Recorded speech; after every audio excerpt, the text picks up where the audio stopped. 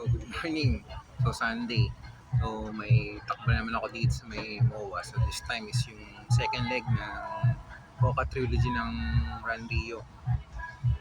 So, yan. So, 21K yung yung category na nasalihan ko. So, natapos ko siya around 3 hours and 26 minutes. So, hindi talaga ako tumakbo ng ng as in, average talaga. Kaya lang, ginawa ko lang is, jog walk lang ako. Kaya ganyan katagal. So, yun lang. Kasi since in a few days kasi is may flight kasi kami, ay ayaw ko naman masyadong sobrang pagod. Okay? Kaya yun, hindi masyadong seryoso so at least naka-participate naman ako. Pero masabi ko lang yung sa takbo is siguro yung isa sa sa pinaka hindi masyadong maganda na na naging patakbo ng Run Rio ngayon. Okay.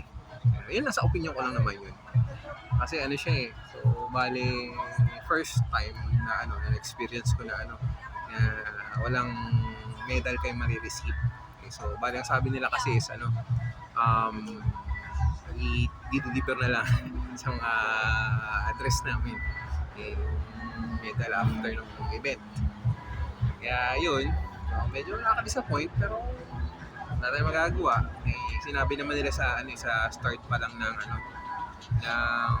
race na ganun talaga yung nangyari. So siguro may problema sa logistics, pero if iisipin mo rin kasi sobrang dami nila kasing ino-organize na ngayon mga patakbo.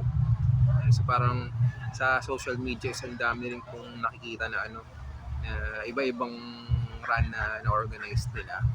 So siguro hindi na sila masyado nakapag-focus sa isang takbo lang ng sobra-sobra, kaya ayan, nakaka-problema lagi sa may logistics. Okay? Ang agang hindi nakapag deliver ng mga race kit. Ang nangyari na lang is parang mayroon ng may certain month na siya na kapag parang cut off na yun na lang, after that certain period is hanggang redemption ka na lang, so mag-claim ka na ng race kit hindi na i-deliver. Okay, so at least mas okay na yun kasi naman last time na ang nangyari dun sa may Milo is parang a few days na lang saka lang deliver yung race kit sa akin. So kailangan ko mang kontakin sa email sila para mabigyan ng pansin yun. Okay. Yan, so sa ruta naman lang siya, halos katulad siya nung sa Milo pero kalahati lang. So hindi siya umabot sa may kilometer 0 sa may Luneta. So bali ang nangyari na lang is dumiretso na doon sa hindi na nag left turn papunta doon, bali nag right turn na kaagad sa may Rojas Boulevard. Tapos yun, pabalik na ulit dito. Kaya yun, kaya 21K. So parang kalahati lang talaga ng Milo Marathon last time.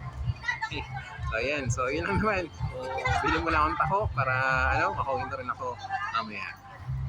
Bye!